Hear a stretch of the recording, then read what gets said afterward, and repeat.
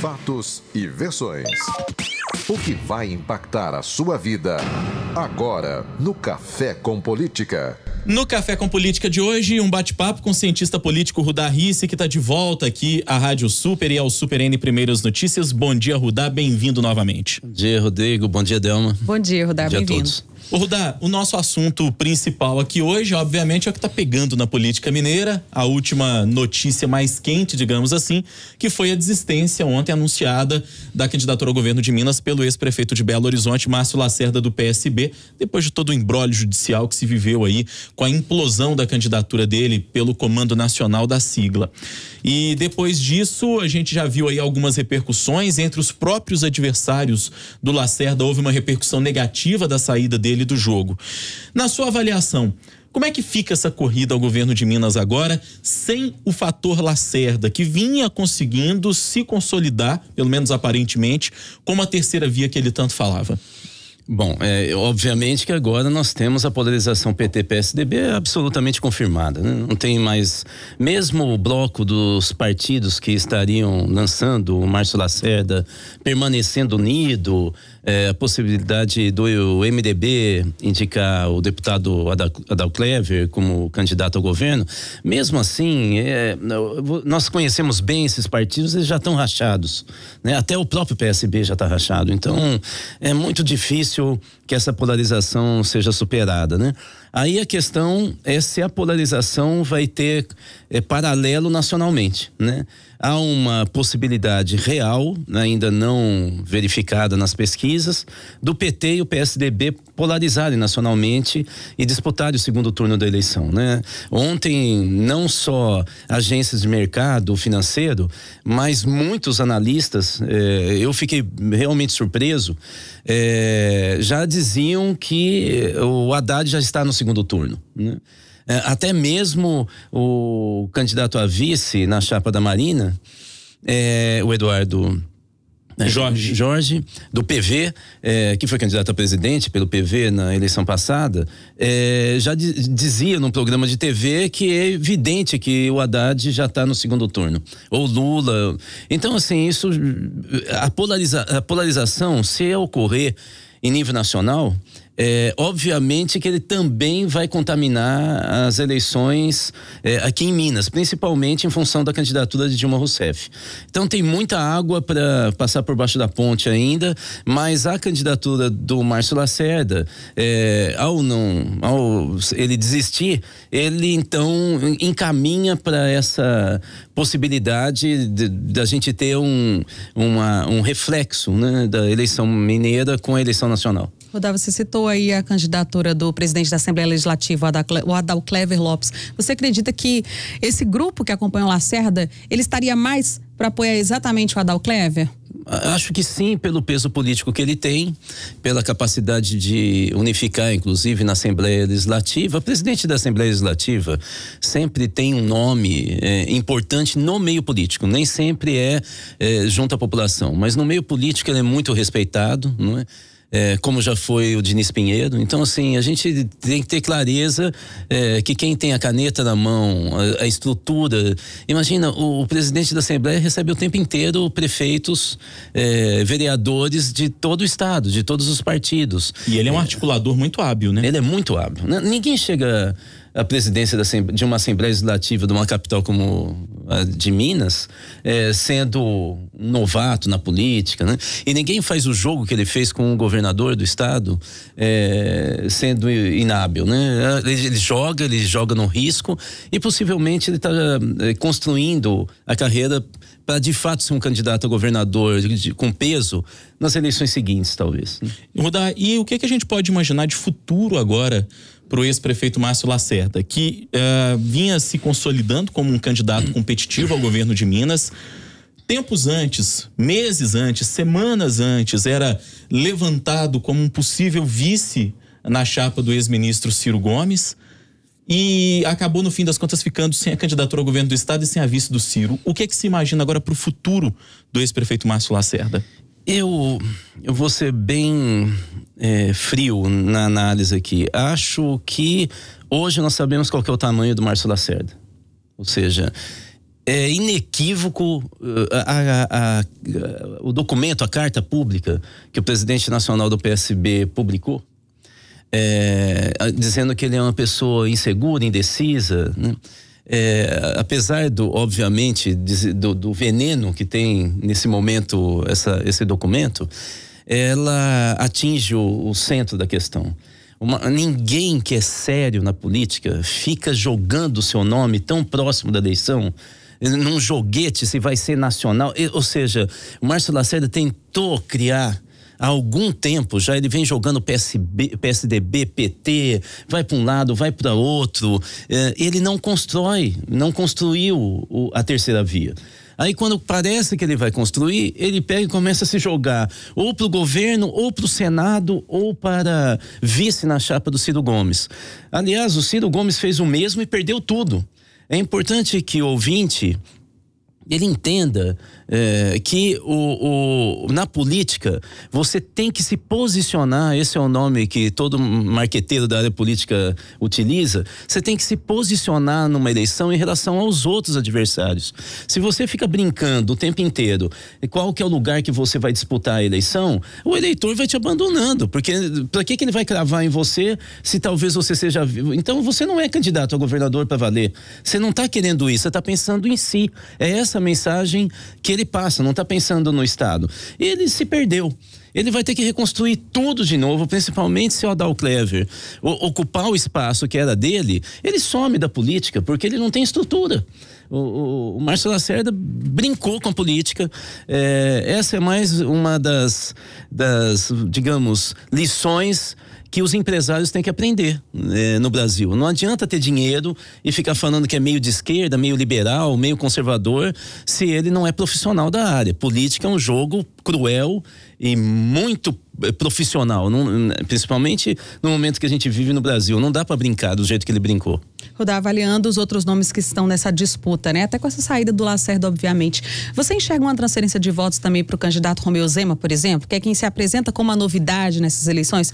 Porque parte dos eleitores discordam do discurso que o Márcio Lacerda usava, que ele seria a terceira via, que ele seria o que estaria contra a velha política, até por causa dos antigos aliados dele, que hoje ele estava lutando contra eles. Mas enfim, foi prefeito de Belo Horizonte por 2 ocasiões, enfim, não é visto por parte dos eleitores realmente como uma novidade e contra a velha política.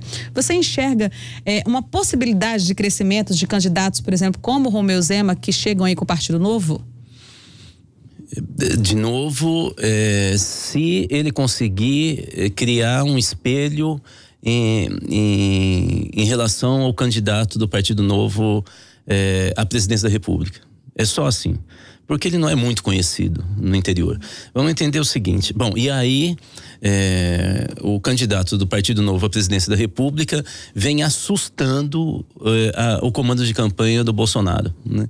Eles estão realmente assustados. Eles vêm nas redes sociais divulgando inclusive banners eletrônicos, tentando comparar o risco de se votar no Amoedo que não tem condições de ganhar a eleição, e ele é melhor. Ele escreveram até assim, ele pode ser melhor, mas quem pode derrotar a esquerda é o Bolsonaro. Eles estão admitindo, né, que o Bolsonaro, se ele conseguir nacionalizar a campanha, talvez ele consiga falar, eu sou em Minas esse aqui, ó, né? E aí consegue crescer. A gente tem que lembrar que o estado de Minas, eleitoralmente, está dividido em três grandes fatias. A fatia central da região metropolitana, principalmente a cidade de Belo Horizonte, é uma cidade que vota nessa novidade, né? Votou no prefeito. Vamos lembrar que nas eleições passadas, por exemplo, a Marina ganhou em Belo Horizonte a candidatura para presidente da República. Se Minas fosse Belo Horizonte, ela praticamente estaria eleita, né? Ou estaria no segundo turno, pelo menos, né? Então, Belo Horizonte, a região metropolitana, tem um voto por que está muito marcado pelo desgaste da terceira via. Aí vem a terceira via. O sul, né, ou seja, da região metropolitana para o sul, na divisa com São Paulo, é um voto mais liberal, é um voto anti-esquerda, vamos dizer assim. Cada vez está se consolidando mais.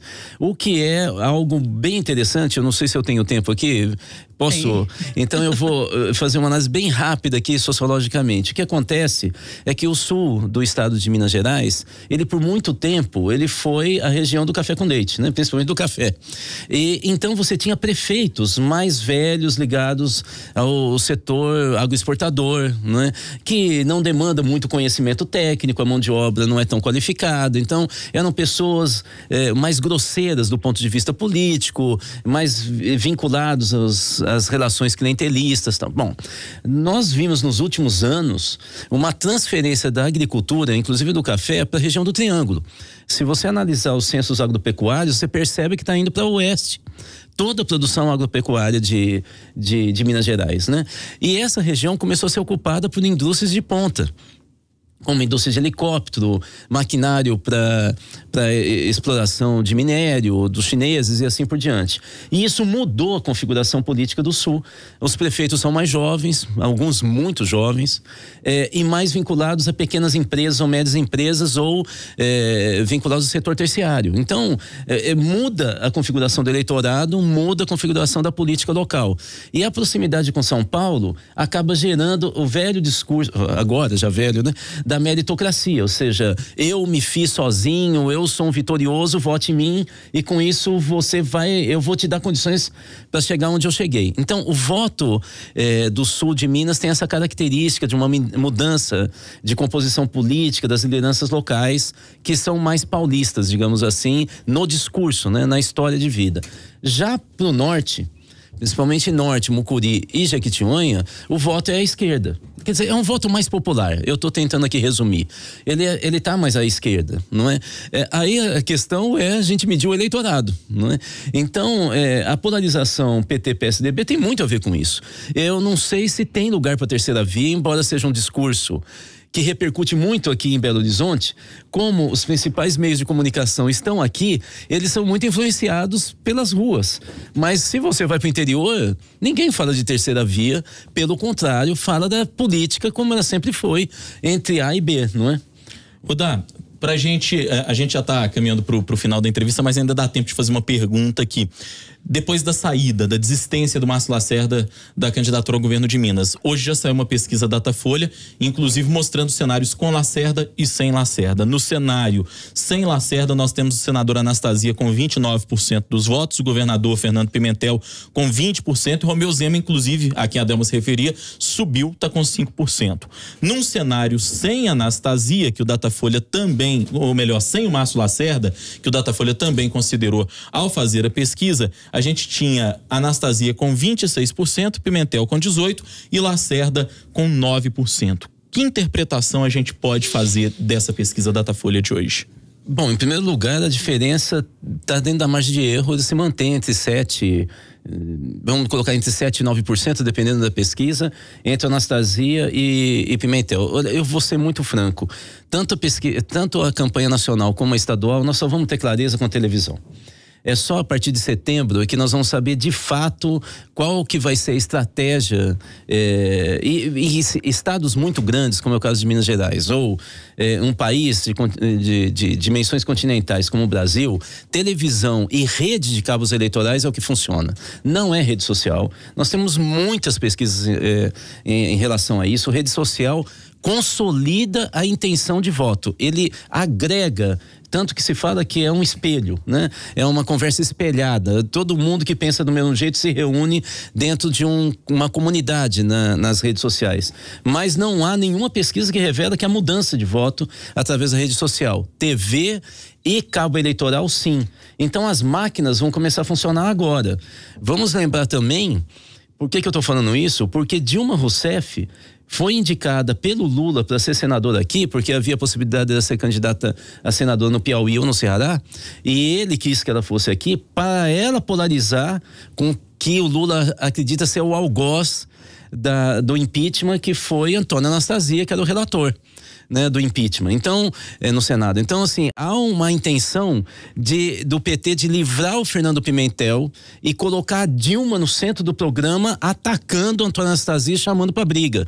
Se isso acontecer, e se nacionalizar mesmo a campanha como o PT quer, essa diferença pode diminuir, ou seja, tem muita água para rolar embaixo da ponte, e eu acho que a gente só vai ter clareza do ponto de vista de uma análise mais concreta 10 dias depois, lá pelo dia 10 de setembro, 10 dias depois do programa de televisão. Aí, só um detalhe técnico, lembrando que campanha eleitoral não é fato, campanha eleitoral é versão.